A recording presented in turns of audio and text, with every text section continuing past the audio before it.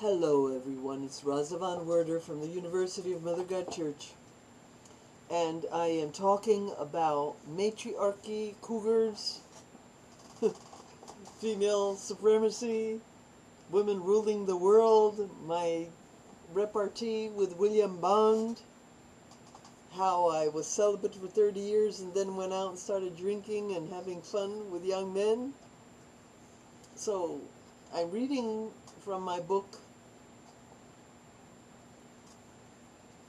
Old Woman, Young Man, Why They Belong Together. I have two books on that. The other one is part 2. So here's a couple of pictures. This book has hundreds of pictures of me from age 20 to recent. Many topless and almost naked, and some are naked.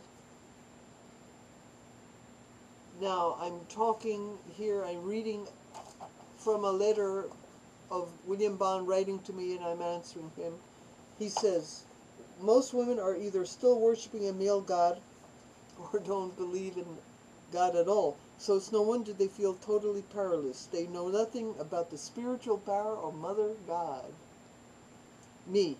To worship a male god is self-defeating, and I was doing so up until 2005, when I realized it was wrong. I sometimes forget my connection with God, who is Mother, and this empowers me, and if they do not have that connection, where could they get the power to overthrow patriarchy, which is so entrenched and has all the advantages?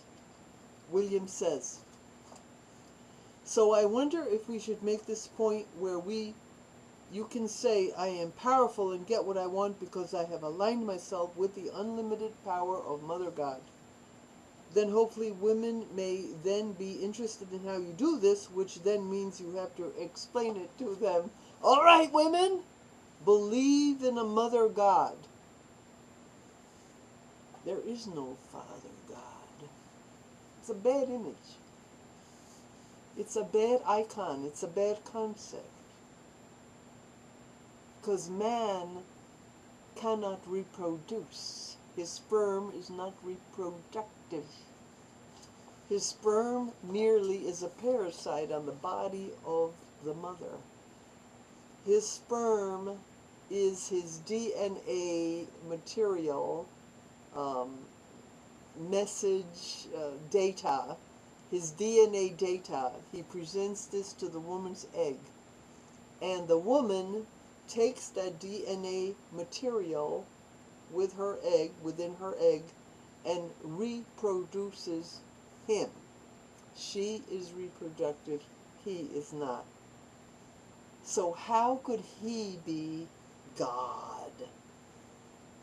How could he be the right image of God? How could he represent the Creator to us? It's a bad image to pray to someone who cannot reproduce. You follow me? Now, God can be worshipped anyway because God is infinite. God is the creator. I've said this before. God is the creator of infinite universes. We don't know who God is as the way God is. We don't know. The highest we can go is into our Sahasrara, the energy center in our brain where God lives. We can go up through the chakras when we are enlightened, when we see God as God is. We go into our brain, into the Sahasrara chakra. I've done it. And then glory is opened, and then you can see God. But you still are limited in what you see. I cannot conceive, nor can anyone else. We are beneath God, so far beneath God, in the ultimate sense, the God who created infinity. We can see to a certain degree where we are one with God in infinity, to a certain degree, but not, there is a limit. There is a limit to what we can see. But the appropriate symbol, icon, image is not a man. It's a female.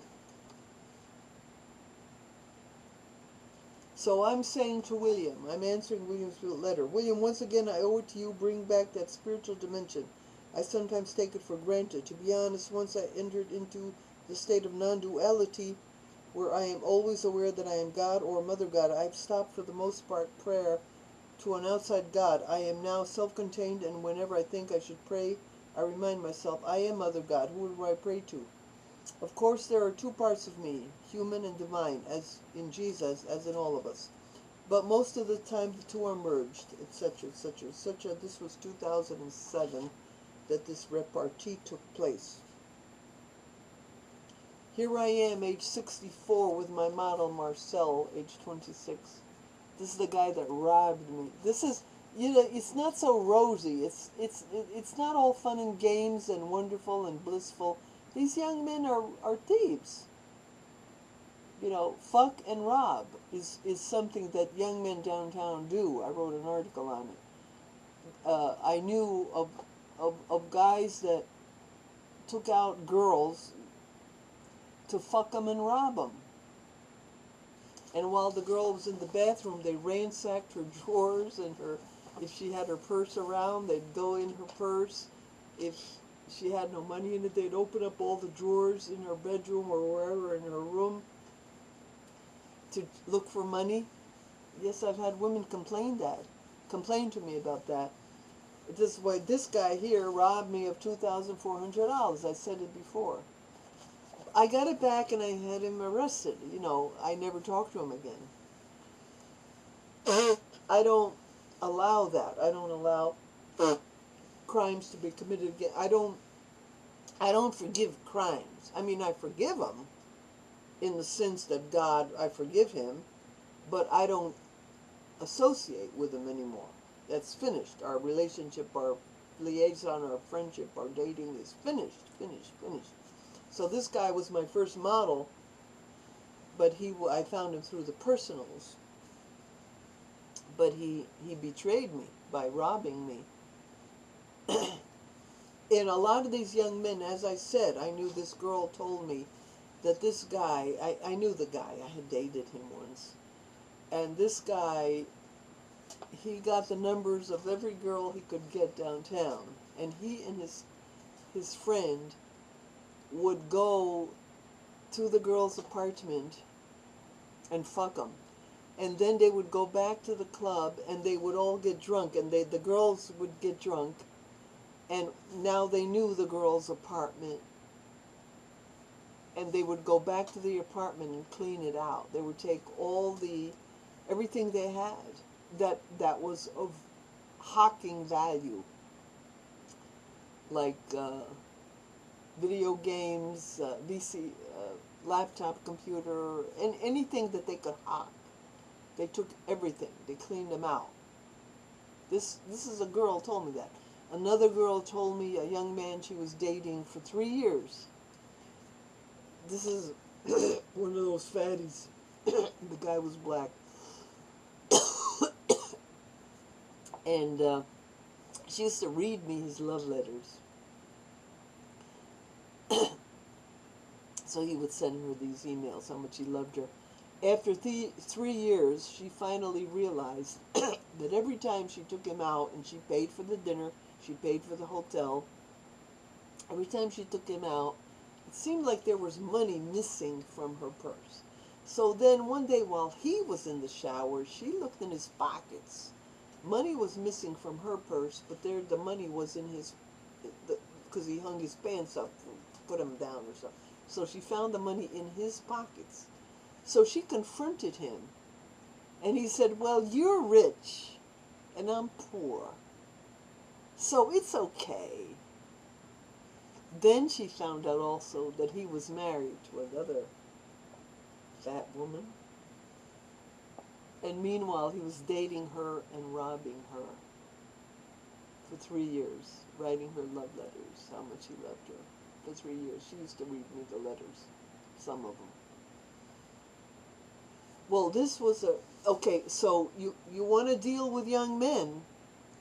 Hey, it's not going to be a bowl of cherries, baby. You're going to brace yourself. You brace yourself. It's not going to be like the old days. You know, we had a middle-aged or older man and you're young and he's doting on you and worshiping you. These guys are nuts. A lot of them. Again, nothing is everything and all, you know. A lot of them are nuts. Many times when I had my purse, you know, that I used to carry, and I dated a guy and I had him at my apartment for a one-night stand, and then later I thought, is money missing? Because it seems to me I had some money in here, but there's no money in here. I think they robbed me, but I can't prove it. I didn't, you know, I didn't have the proof. But I suspect that they robbed me, you know. So you got to be ready for any, I mean, it's not going to be easy. It's not going to be easy. To be continued.